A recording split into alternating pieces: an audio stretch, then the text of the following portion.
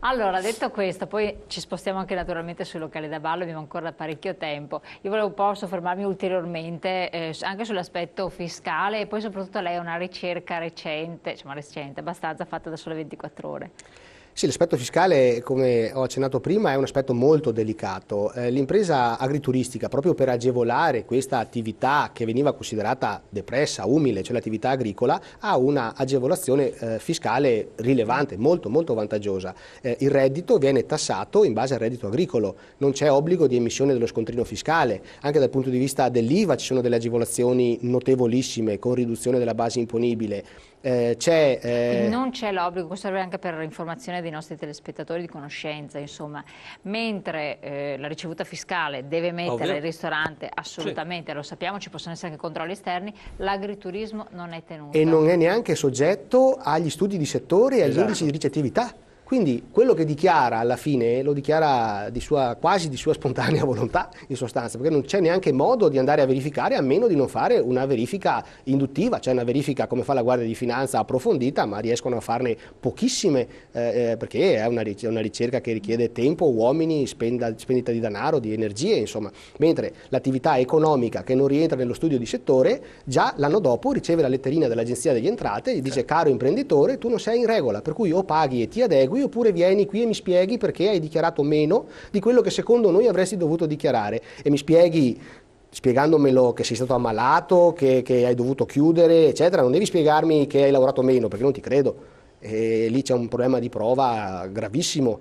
Nell'attività agrituristica questo non c'è in sostanza e anche lo stesso lavoratore è assunto, quando è assunto, con contratto normato in base all'attività agricola, non con le caratteristiche del contratto commercio che invece viene applicato a noi. In sostanza tutta una serie di disparità di trattamento che non hanno giustificazione. Potevano averlo in origine, ripeto, quando serviva agevolare queste attività depresse. Ora no, perché sono attività che fanno concorrenza alle attività di somministrazione di alimenti e bevande che hanno una licenza, quando queste licenze non ne hanno in sostanza. A Jesolo abbiamo fatto, saltando se posso un altro argomento molto simile, abbiamo fatto una battaglia che poteva sembrare una battaglia di retroguardia, così, perché non è bello neanche vedere le categorie che si scontrano, ma il comune ha autorizzato gelaterie artigianali, pizze al taglio, kebab a mettere i tavolini esterni.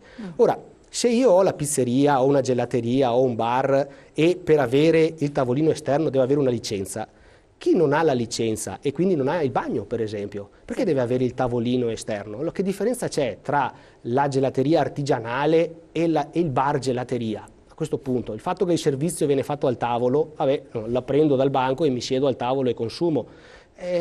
Allora togliamo le licenze. Diciamo che tutti sono sullo stesso livello, non ho più licenza, non ho neanche più l'obbligo del bagno, per esempio, quindi come non hanno le gelaterie artigianali. Che cosa, beh, l'avete detto all'amministrazione comunale, sì, no? abbiamo combattuto, alla fine è rimasta, avremmo dovuto impugnare al TAR la delibera che autorizzava le panchine, i tavolini esterni, non l'abbiamo fatto, anche per non alimentare questo contrasto tra categorie, che sembra una guerra tra poveri, in questo momento qui che la fontana dà fastidio al bar, no? Come dice il proverbio, però purtroppo già il momento è difficile e ci si trova di fronte a questa concorrenza sleale che fa veramente soffrire.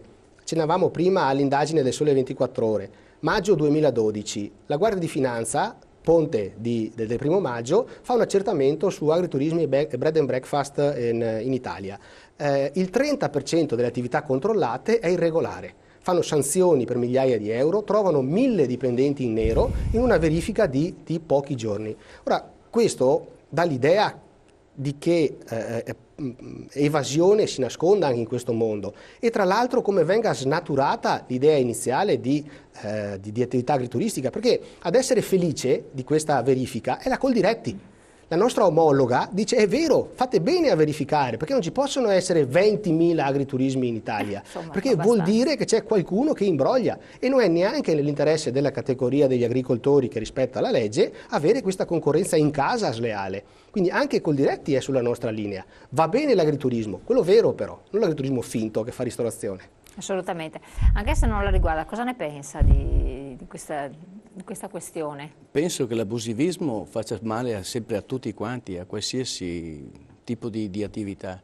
al sistema, ormai si sta cercando di esatto, combatterlo. Esatto. Però nei momenti di crisi si acuisce tantissimo. Soprattutto nei momenti di crisi, perché chiaramente trovando della gente che non sta ai nostri parametri, è chiaro che noi sobbocchiamo di più di quelli che non sono in regola, perché non pagano tasse, perché non pagano tante cose, insomma, ed è per questo che sono più avvantaggiati di noi. Ecco, ma non sarebbe, siccome anche prima si diceva con il vicepresidente che c'è un sistema di burocrazia, vabbè, tanto tutti gli imprenditori ne soffrono, tutti i cittadini, qualsiasi cosa si voglia fare, talmente eccessivo nel nostro paese che poi cercare di coinvolgere altre categorie in questo sistema di controllo è come dire ti voglio scaricare anche su di te quello che è il peso che già sto sopportando. Non sarebbe meglio invece combattere per una semplificazione più generalizzata, cioè sempre attenzione ai controlli che sono fondamentali per la salute del consumatore, perché è indispensabile questo, garanzia di provenienza del prodotto ci vuole, però semplicizzare le cose per rendere un po' a tutti la possibilità di avere tutta un'attività che possa essere più agevole, più semplice, per cercare di muovere l'economia, perché poi di fatto noi ci stiamo sempre più ritirando in angolazioni minimali, cioè ormai, per fare l'esempio, tantissime persone come negli anni 70 vanno in giro con i panini e con la bottiglia con la termos, cioè inutile nascondersi, nelle autogrill lungo la strada, l'autostrada, torni a vedere quelli che si aprono la merenda, che se la sono portata da casa, hanno comprato in panetteria, ma è normale che sia così, anche perché comprando il panino fuori sono 6 euro, e sono cifre rilevanti, con 6 euro altro che un chilo di pane ti compri. Per cui bisogna un po' cercare di capire qual è l'anomalia del sistema, cioè cercare di non voler estendere a tutti i costi un'anomalia di sistema. Questa è un po' una provocazione che vi lancio. Questo è un argomento molto interessante che secondo me richiederebbe una trasmissione ad hoc, perché veda, questa burocrazia in realtà non è che controlli, pretende che il controllato dimostri. Esatto, cioè, detto bene prima, con presunzione di... quindi loro non si assumono mai nessuna responsabilità.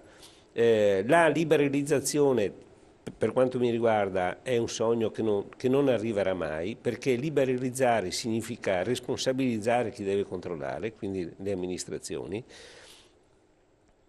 i funzionari, gli impiegati, gli uffici dei comuni, che tra l'altro adesso sono responsabili, perché una volta magari l'assessore era responsabile, il politico era responsabile, adesso attualmente il politico demanda quando non vuole o quando non sa, demanda il funzionario, il capo di partizione, il quale è governato da, io lo chiamo ICI, che non è l'imposta comunale sugli immobili, ICI è invidia, cattiveria e ignoranza.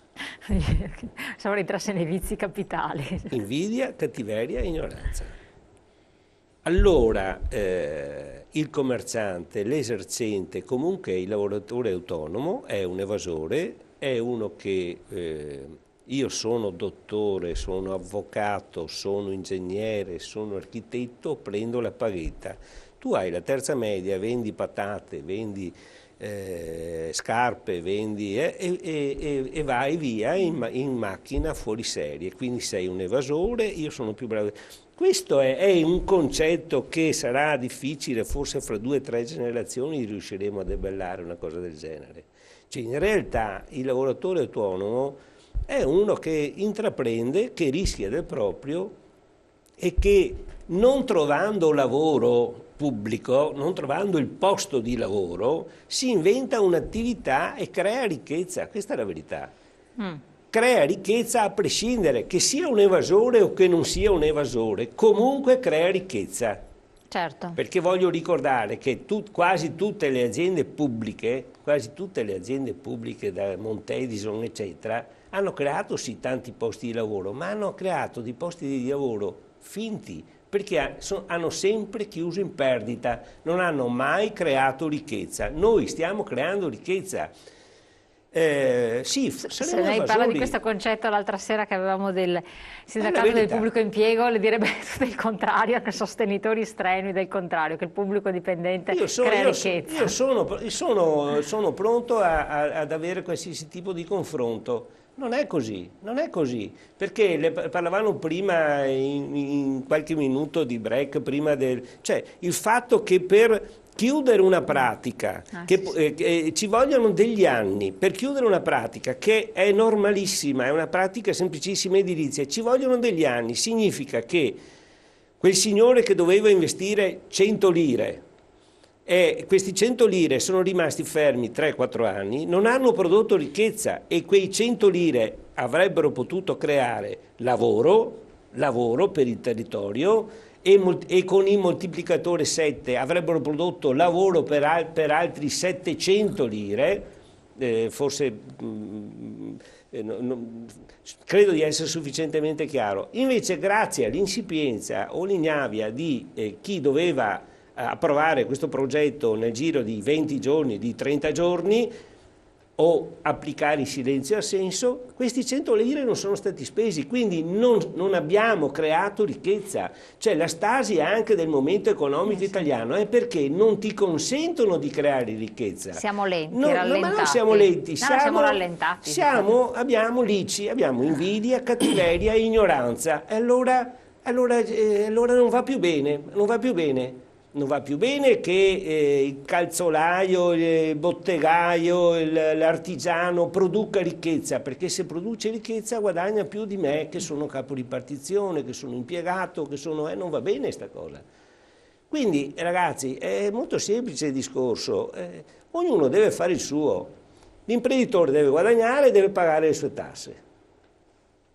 Il dipendente pubblico, l'apparato pubblico deve fare il suo lavoro. Deve, una volta accertate le regole, deve applicarle, finite. C'è il silenzio, è possibile che i 30 giorni, i 60 giorni di silenzio assenso, al 29esimo o al 59esimo arriva una richiesta di integrazione dei documenti e poi passano altri 60 giorni un altro documento da integrare. Cioè questa è una storia che è infinita, è per questo che io direi ci vorrebbe una trasmissione. Ma sono disposto a confrontarmi con gli amministratori pubblici, non ho nessun timore, perché i fatti sono questi, non è che ci siamo inventati. Sfido chiunque a dire che non è così.